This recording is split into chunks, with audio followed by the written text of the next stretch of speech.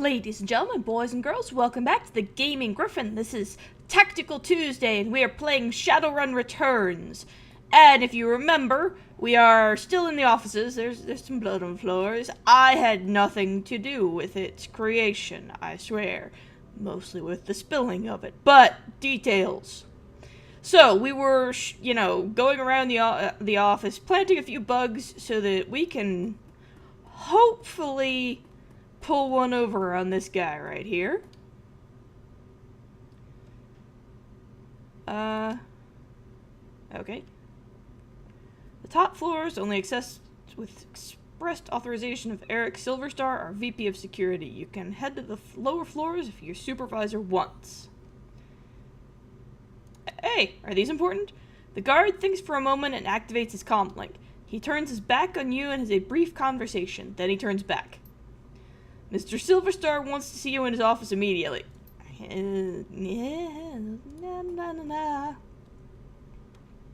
Actually, you know what? Before we go, I do have some karma.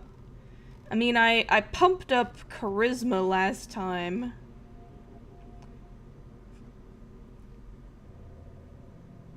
Yeah, I went way harder than that and I needed to, but let's see.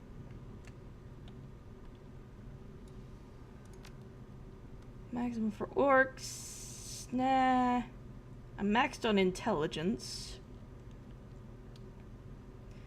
Close combat, strength. Pistols. Oh, let's see. You know, more health points is probably my friend. Ah, auto reload. That would be very handy. Okay. Well, there's a chance I may die. Let's be honest. So, here we are. Hit. Elevator music. Elevator music. Collecting the sample. The brutish dog-eat-dog existence of a slum dweller is a far cry from the quiet desperation and existential nothingness of a corporate wage slave. Oof. Yet after your time at the Telestrian Industries, it's unclear which is more bleak. The elevator rises smoothly, it's blanderized music assaulting you once again as you ascend to the executive floor. And your goal. Dun dun dun! Okay. Let's see. I like how nobody notices the drone that's just, chilling out with me here. Yeah, I can't get over here, unfortunately. It doesn't look like. That's the elevator. Yeah, they're having none of my shenanigans. Let's go see if I can sweet talk the boss.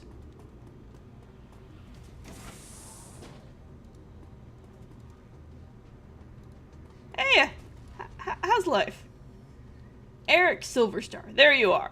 It seems that some of my best are letting me down, and it's good to see that you're displaying one of the most important of my 3 key values. Wow.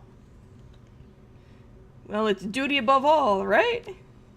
He laughs. Well, yes, that is the first value, and I'm glad more than those outside of security follow it, and from a janitor, no less. Hey, now. Industrial engineer. I mean, what? Or sanitation engineer. Yeah. No, I am speaking of my third and final value of vigilance. Which, that's typo game, seems to be sorely lacking around here. We prefer building maintenance, sir. Let's not get snarky. Well, rewards and punishments must be given where required. Now please start filling out the report on the data pad, and I'm afraid I must ask you to not sit in my chair given your attire. Wow. I need to head downstairs and investigate your findings. I'll be right back. You're leaving someone alone in the security office. What kind of security officer are you? Your comm link begins to ring. You pick up. So these paintings must be what all those expensive deliveries were. Alright. We don't have much time. I'm tracking Silverstar and he is already stepping off the elevator. I don't think your disguise will hold up much longer. I'll update you on his movements. Hurry, one of me. Well, let's start with the liquor cabinet. There's an open bottle of expensive scotch and a single glass of what appears to be half empty and a half smoked cigar. Alright.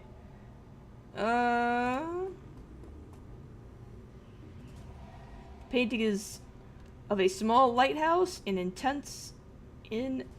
intense storm. So much fail on the grammar checks here. At night, perched on a rocky outcropping, its light stabs out in the darkness. The plaque reads Vigilance. Oh, Vigilance is the third. Let's see. Painting shows a wild landscape with clouds ringing lofty peaks. The plaque reads Independence. Yeah, no. Yeah, the corporate wage slaves are unamused by that sort of thing. Let's see. This is a photorealistic painting of 5 massive harvesters in Telestrian colors in a staggered formation, cutting a swath across a rippling field of wheat. Plaque reads Unity. I don't think Unity's the first one. Let's see. Depicted is a clock tower at a train station in downtown Portland in the tier. The plaque reads Efficiency.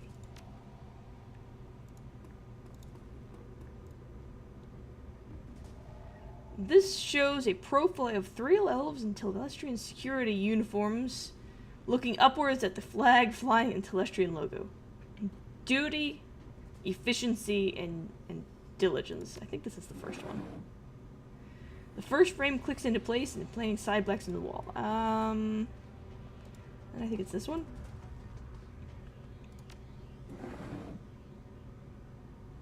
He has a few guards, a tech worker, and a very nervous wage slave gathered in the boardroom and is beginning to question them.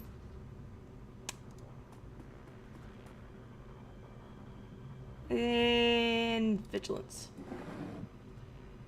The frame clicks into place and the painting slides into the walls. And... anything changed about this? Nope. Well. Okay, thanks, bye! Ooh, look at all the nice stuff. There is a safe that has a large DNA scanner on the front, most likely keyed to Mr. Silverstar. Oh!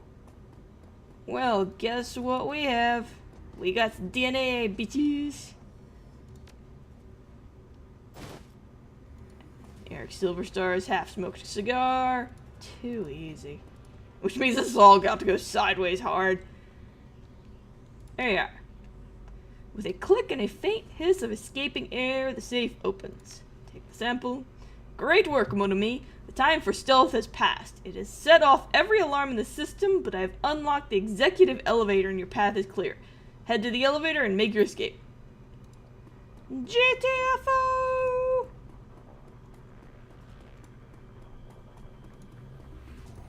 Executive elevator. That's gotta be this one, I guess. Oh! You don't see nothing. Hey, this is a restricted area. You can't go in there. What are you gonna do? Stop me? Why do I feel this isn't gonna end well for me?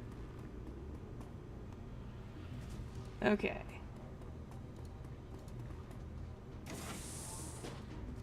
Later! I didn't cause any of this ruckus, I swear. Cough, cough.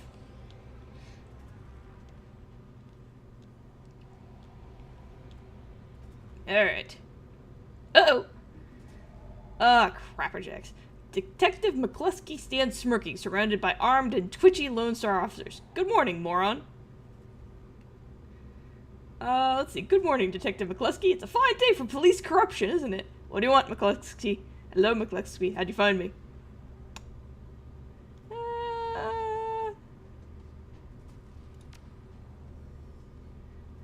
What I want is to take you into an alley and come out alone. But there's someone who wants to meet you, so you're going for a little ride. Mr. Telestrian wants to meet you in person. He wants to chat about last night's fun and games. You can come along quietly, or you can meet him in a body bag. Come on, Drek for brains. Make the wrong choice. Eh.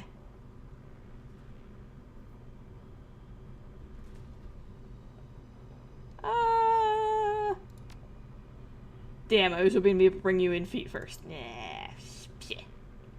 You know, my little Samaritan, you know, that semi dude, probably should have been watching the police scanners. He sucks for cover. Sucks. Alright, the estate. From the floor of the Lone Star cruiser, you watch the tops of the downtown corridor's office buildings disappear, replaced by the gray overcast by the gray overcast over the I-90 bridge. The nylon restraints binding your wrists and ankles, along with McCluskey's whistling to the radio, make for an unpleasant ride. A half hour later, the cruiser hits a whisper-smooth patch of road, and a magnificent mansion fills your view. Its design, a blend of old-world finery and elvish grace. The car pulls to an abrupt halt, and you're dragged onto the driveway where McCluskey pulls a nasty-looking knife and cuts your bonds. You look up to see you're surrounded by a squad of green-clad ghosts, Special Forces troops from Terran gear. Yeah, don't mess with them. Massaging the feeling back into your numb extremities, you prepare to meet the man himself, James Telestrian III. This ain't gonna end well. Sorry I killed your dudes. Remind me to kill you later. Want some advice, moron? Of course you don't. You're a Shadowrunner, you live by your own rules, don't you? I'm sorry. Aren't you? Yeah. I suggest you keep your smart-ass remarks to yourself this time, elf. Mr. Telestrian isn't some street meat you can impress or intimidate. He's the brains behind the throne of Tarangir, and one of the richest men in Seattle.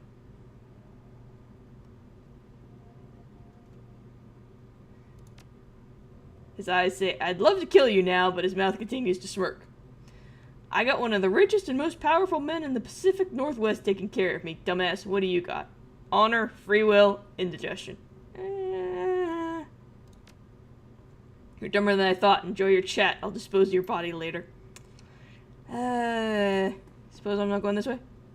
Come on, let me go. Fine. Mr. Quoth. The Raven? Wow. Okay. The fussy elf with the air of a Victorian butler studies you from your toes to the tips of your pointed ears before he speaks. Mr. Telestrian is expecting you. You'll find him in his office. I'd be pushing my luck. Thank you, Jeeves. He is not amused. Delighted to be of service. You may wait here for a few moments to gather yourself before you enter Mr. Telestrian's office. Some people find they need time to prepare themselves before meeting an elf of his stature. However, the upstairs is off limits to you and the library is occupied at the moment. Do not tarry, though. Mr. Telestrian is not one to be kept waiting long.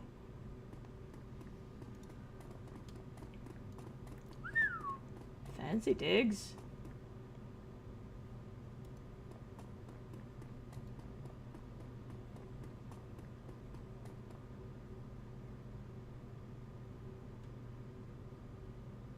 Okay, so that's his office. I wonder who this guy is.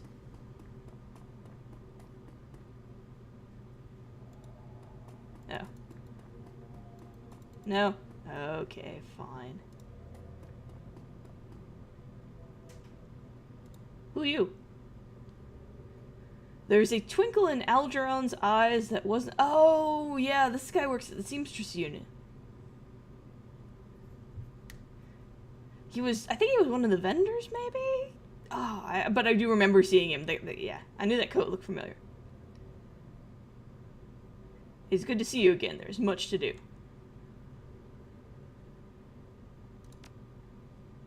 I do not run at all, Gryphon. I go where I am needed. I am needed here. Seek me out after you've spoken to James Telestrian. Perhaps I can be of service again. Well, alright, Mr. Grand Magic Mage.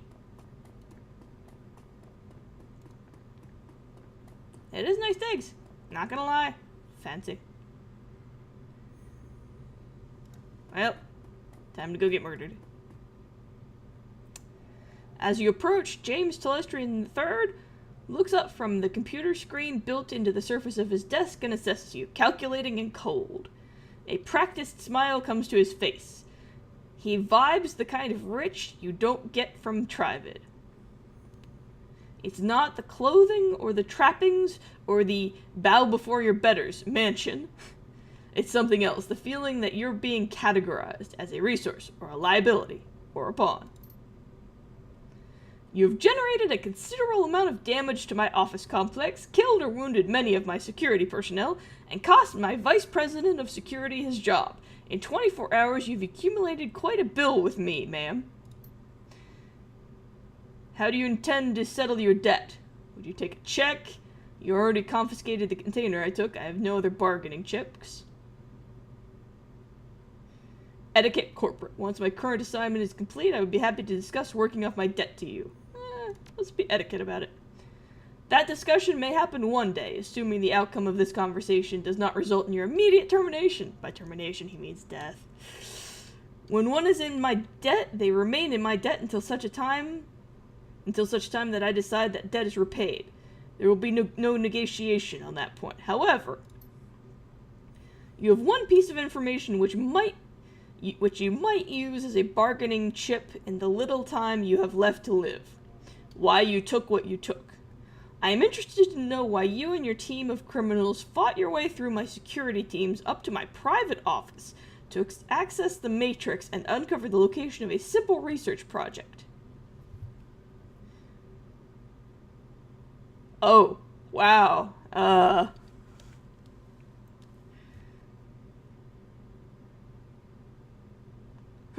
How ballsy do I feel?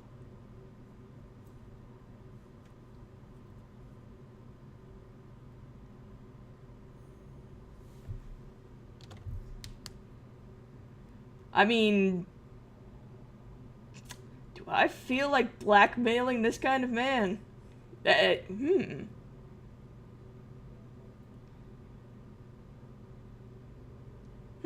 I'm almost tempted. Do I have that big of cojones? Hell with it. You impress me, ma'am. My father's bastards are intentionally not well known, even to themselves. Nevertheless, I fail to see the connection between this Sam Watts' death and a raid on one of my office buildings. There is no connection between the research project and the dead man that I'm aware of. Sam was killed by your half-sister Jessica. Jessica is protected by giant bugs. Aegis kills giant bugs, kill the bugs, kill Jessica, get paid. I find your bluntness somehow refreshing.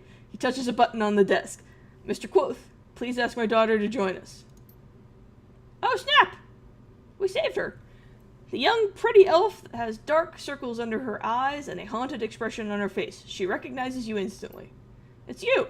You're the woman who helped me escape from the Universal Brotherhood. How did you get here? Telestrian cuts in quickly. Thank you, Marie-Louise. You have confirmed the identity of your rescuer and given me reason to forgive her for her trespasses against me. She looks hungry for your help. I'm glad you're here.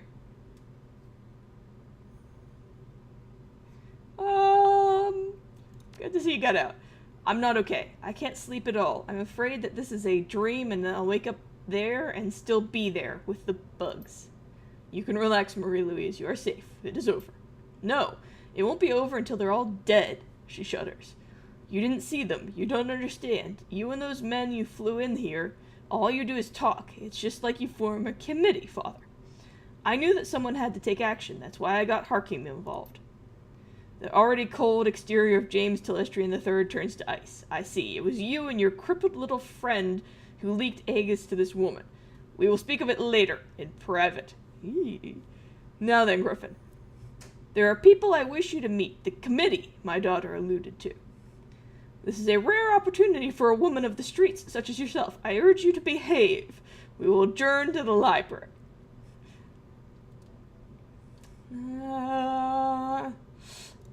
I like rubbing elbows. I don't know if that is sarcasm or not. Just behave. What? I did nothing. Nothing. Take part in a tier council meeting. Wow. There is a weight in Telestrian's library, a sense of magnitude and of purpose. You are no longer in the presence of mere wealth. You are in the presence of history. Wow. Fancy. Lady and gentlemen, this is Gryphon. She is the elf who saved my daughter and the only one who has faced our common enemy in combat. Herr Brachus, what does the representative of the great dragon Lofwyr, have to tell us about the magical insect this Shadowrunner encountered? Brachus speaks slowly with a deep, melodious German accent. He takes his time accentuating each word, relishing each vowel and each consonant, tasting them as if they were a delicacy. My lord Lofwyr has witnessed the insect spirit's physical manifestation before, roughly 9,000 years ago. As you are aware, magic ebbs and flows from the earth, cycling from peak to peak over the course of 5,200 years. As the level of magic grows... Harlequin. Hans, dear, I love you, but you could babble on forever, and I believe time is of the essence. The painted elf addresses you. Gryphon, is it delighted? The bug you fought was not merely a magically awakened animal like a wyvern or a hydra or anything else in the sixth world. In fact, it isn't from this world at all. It's the physical embodiment of an insect spirit from another plane of existence. I imagine that moving from one plane of existence to another isn't easy. Before you go on, I've got to ask, who the hell are you and why are you dressed like that? Let's not be a dick. Is that why I couldn't kill them either? Etiquette academic. I believe that would explain why I wasn't able to damage it. The spirit itself is extraplanar. I've got etiquette. I might as well use it. Algernon eyes you keenly. Bravo! That is precisely the idea. The insect spirit exists on both planes simultaneously. I have been impressed with you for some time, Gryphon. It is good that you're here. Harlequin. Now, an insect spirit can't simply thumb a ride through astral space and show up on Earth late for dinner. Dinner in this case being us. 2 elements are required to bring one across from the void. A shaman and a host. First, the spirit calls upon a shaman, often in dreams. The spirit seduces the shaman with promises of great power. The shaman then accepts the spirit as his totem. Next, the insect spirit requires a suitable host. James Solicitor III. The best candidates are the disaffected and the disenfranchised. In short, the weak-willed. Their minds are the most susceptible to suggestion, which is helpful in making the transformation. As you may imagine, these are the sort of people easily attracted to a cult, such as the Universal Brotherhood. Finally, by performing what has to be a truly disgusting ritual, the shaman serving the insect totem implants the spirit into the host, willingly or not. Then it's feeding time. Harlequin is correct. The insect spirit will then slowly consume its host while transforming it into the spirit's own insectoid body, thus manifesting itself fully on this plane. What's this have to do with a great dragon and an elf who likes cosmetics? No. Whiz. Bugs from another dimension need killing. I get it. I don't like the sound of this. You know, I'm normally all sorts of sassy, but these are some relatively important folks. You shouldn't. It's bad. Really, really bad. The initial bugs prepare a nest for the summoning of a queen. Once a nest has its queen, she literally explodes with newly manifested insect spirits. They swarm out of the nest, feasting on all the flesh they could find and implanting more insect spirits into the fresh corpses, again and again and again. The room falls silent as they all consider the scenario faces grim. Telestrian breaks the silence. This is not an infestation, Gryphon. It is an invasion. My lord Lofwyr, I'm so breaking that name anyway, knew this day would come, but he did not know precisely when nor where. Your rescue of Mr. Telestrian's daughter has exposed the existence of an insect spirit for the first time in this cycle of the world. Then why don't you just fire a cruise missile at the Brotherhood and call it a day? So you're early to the party this time. That gives you the upper hand, right? We are not early. We merely have experience on our side. The insect spirit is only a resident in the transformed host body. Conventional weapons can hurt the body and expose the spirit, but the spirit itself cannot be destroyed by mundane means. Hence, Project Aegis. Herr Telestrian's biotechnology and agricultural divisions worked with my Lord Laufer's thaumaturgical engineers and designed Project Aegis to destroy an insect spirit once it is released from its host. The formula, a fluorescing astral bacteria strain, impressive, exists in the physical and astral plane at once and can thus affect the insect spirit. Now that was a mouthful. Did you memorize it, or were you reading off an index card? My director of R&D, Diane Ravenwood, will explain how Project Aegis will be used in the field. Dr. Ravenwood? Oh, she finally talks, okay. Our weapons specialists have rapidly prototyped a delivery device for the fluorescing astral bacteria strain. They've created some prototype launchers which fire Aegis-filled shells. When fired, the shells will discharge a high-velocity stream of the bacteria. In order to destroy one of the bugs, it must first be damaged using conventional weapons or magic until the spirit is released from the host body. Then the insect spirit must be shot with the Project Aegis prototype launcher to destroy it. So in order to stop an invasion of insects from another dimension, a dragon and an elf co-created a magical insecticide. It's not wrong. Crudely put, but accurate. I was more articulate than any of my other options. We must stop the Universal Brotherhood from summoning a queen, and we must stop them immediately. You are the only one who has been inside their facility, and the only one who has personally fought these creatures before. That, along with your highly effective assault upon my property, indicates that you are ideal person to lead the attack. I'm flattered. Glad you're convinced, because I'm not. No one's ever used this magic bug juice before. He grins and his red lipstick catches the light, because it has to. Thanks. Come on, kid. When fate taps you on the shoulder, you've got to pay attention. Unfortunately, she has the nasty habit of tapping you on the opposite shoulder, so that when you turn around, she's on your other side, giggling like a deranged schoolgirl. I hate that. Enough. Are you willing to undergo this mission, Gryphon? You had me at killing bugs. Show me how to use the Aegis, and I'll get it done. I'm a professional, and professionals get paid for their work. I assume that serving all mankind involves compensation. I don't know if I really want to try. I'd rather not be in his debt, essentially. They're basically the same thing at this point, because she's gonna be there, so I have to go kill her. Excellent. He claps his hand as if seeing the circus for the first time. I love the way the short-lived are willing to die even faster. It's very inspirational. Dick. Brachus raises his hand and Harlequin's clapping instantly stops. This is one final note, a warning, if you will. You have seen the danger the insects represent, but you have not witnessed the shaman's power. The shaman must tap into a powerful source of magic in order to summon a queen. We do not know what abilities that power source will grant. Beware of the insects, but do not underestimate the shaman. Hey, don't scare the kid, Hansel. We still need her to go on the mission. By the way, I'm coming with you, Gryphon. I wouldn't mind seeing these creatures for myself. I missed them last time. Telestrian will bankroll you so you can hire the rest of the team. Find me when you're ready to go and we'll bug right out of here. Dun-dun. He sighs. Yes, speak with Harlequin when you are ready to depart. If you wish to acquire additional supplies for your mission, find my assistant Quoth. He is highly resourceful.